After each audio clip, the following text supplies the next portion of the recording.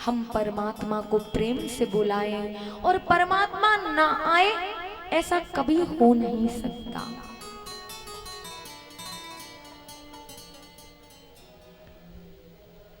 परमात्मा को नाभाग जी ने पुकारा और ठाकुर जी ने दर्शन दिया। दर्शन दिया, उनको देखकर बड़ा आनंद नाभाग जी को हो गया। आनंद से उनके चरणों में गिर पड़े। ठाकुर जी ने कहा, नाभाग, हम तुम्हारी भक्ति से बड़े प्रसन्न हैं, इसलिए मांगो, क्या मांगते हो? नाभाग जी ने कहा, प्रभु आपका दर्शन हो गया, आपकी कृपा हो गई, इसके अलावा हमें कुछ नहीं चाहिए। प्रभु ने बोला, नहीं, मेरा तो स्वभाव है, जो मुझे बुलाता है, जो मुझे पुकारता है, मैं उसे अवश्य कुछ ना कुछ देता हूं, इसलिए मांगो, क्या मांगना चाहते हो? तो नाभाग जी ने कहा कि प्रभु कुछ नहीं चाहिए। लेकिन प्रभु ने कहा कि नहीं, तुमने जिस हेतु मुझे पुकारा है वो मैं तुम्हें अवश्य दूंगा। इसलिए जब भगवान ने बार बार किया तो नाभाग जी ने कहा, प्रभु वैसे तो आपकी पूरी कृपा है, परंतु मेरी कोई संतान नहीं है, इसलिए मुझे आप वर दीजिए। भगवान ने जब नाभाग जी का प्रेम देखा,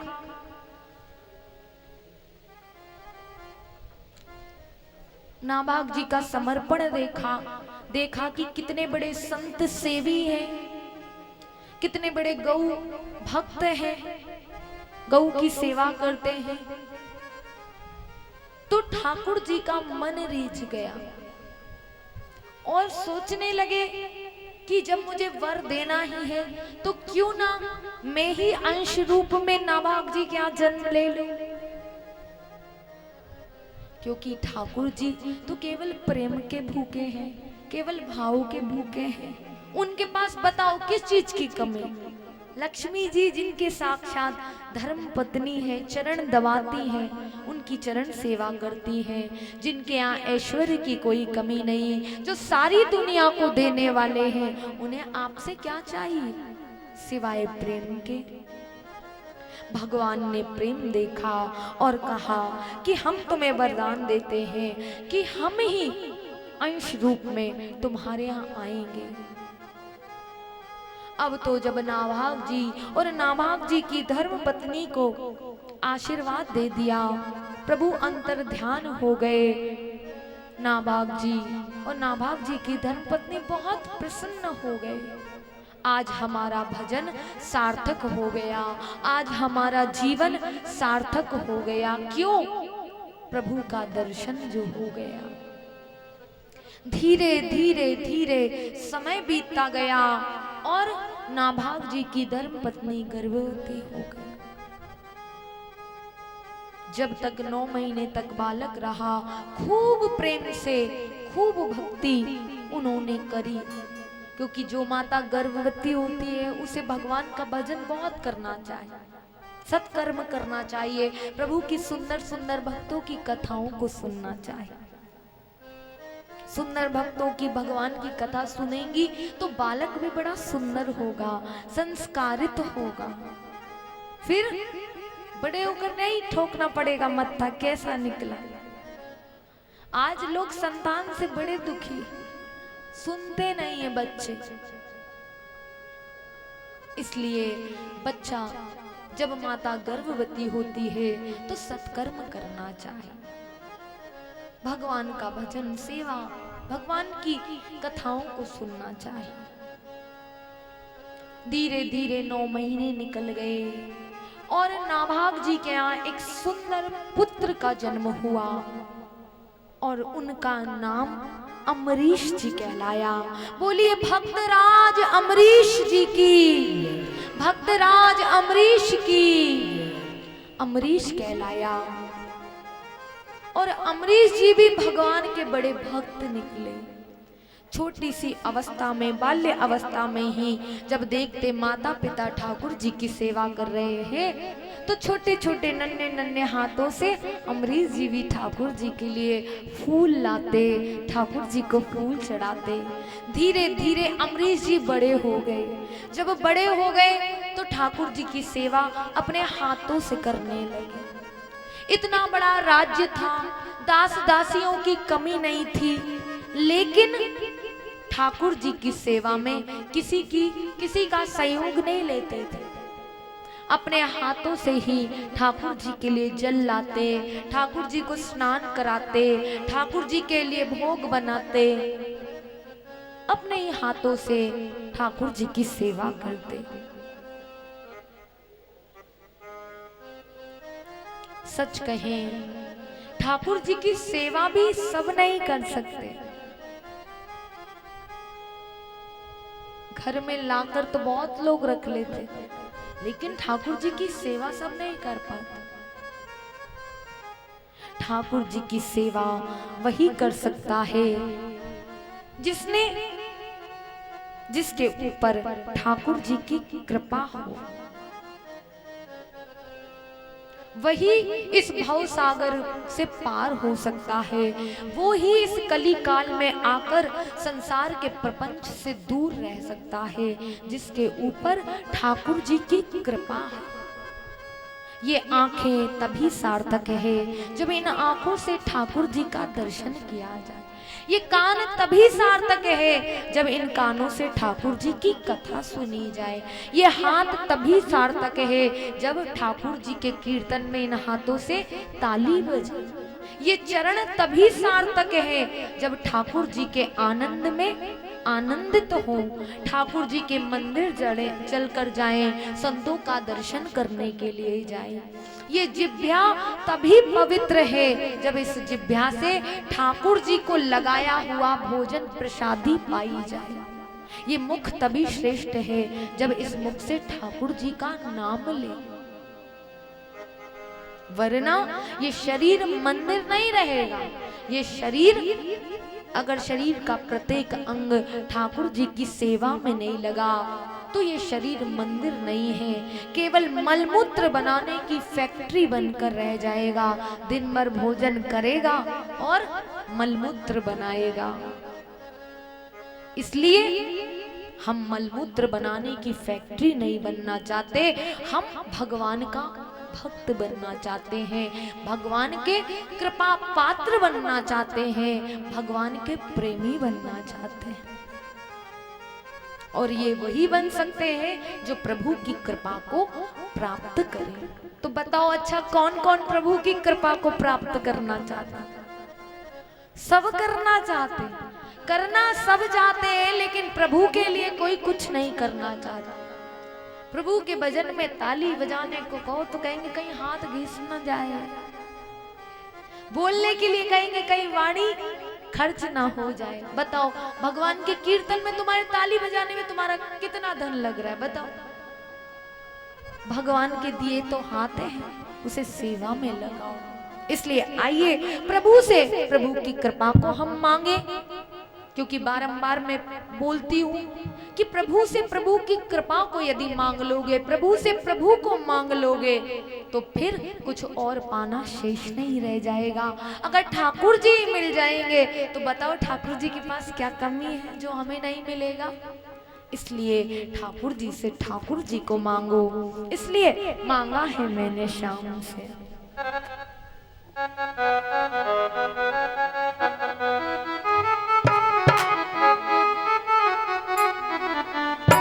श्री राधे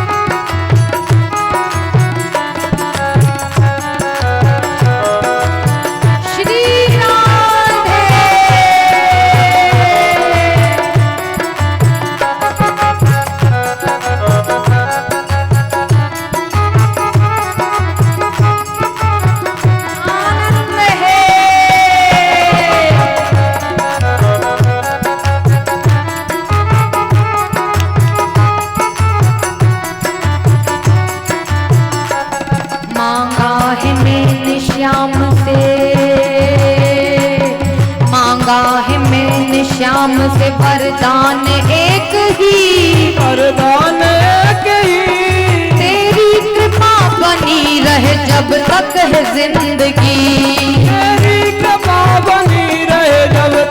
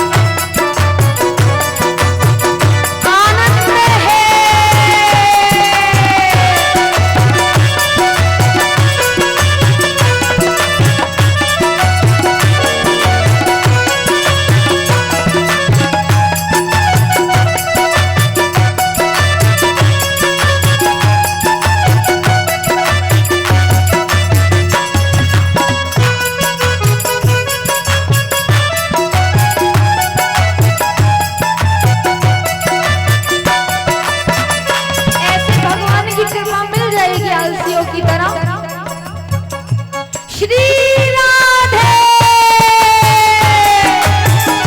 जय हो।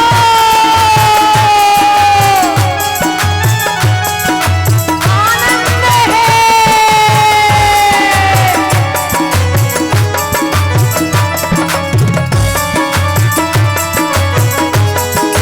श्री राधे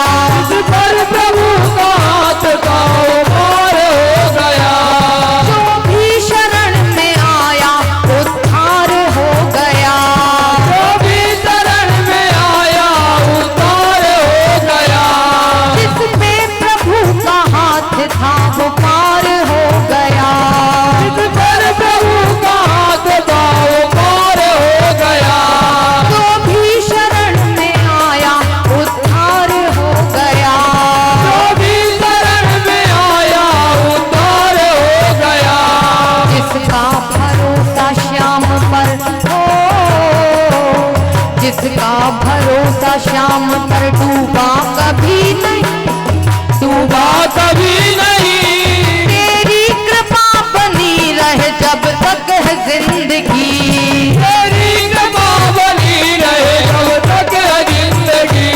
मांगा है मैंने श्याम से वरदान एक ही, वरदान एक ही।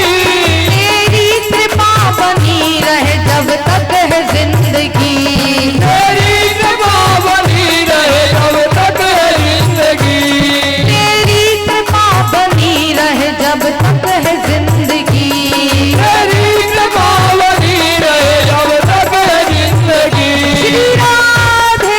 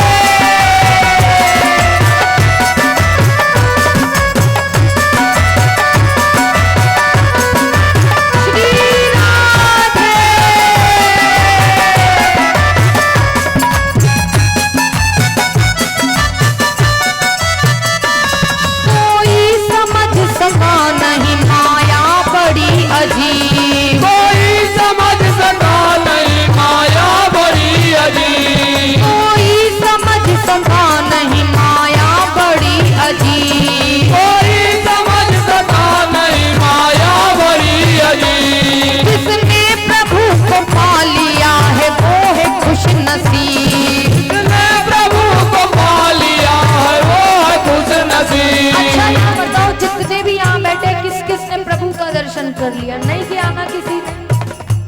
और फिर भी कोमा के पेशेंट ऐसे बैठते हैं, ना हाथ चलता ना मुंह चलता। वैसे कह दो चिल्लाने के लिए तो कितनी तेज आवाज निकलेगी। श्री राधे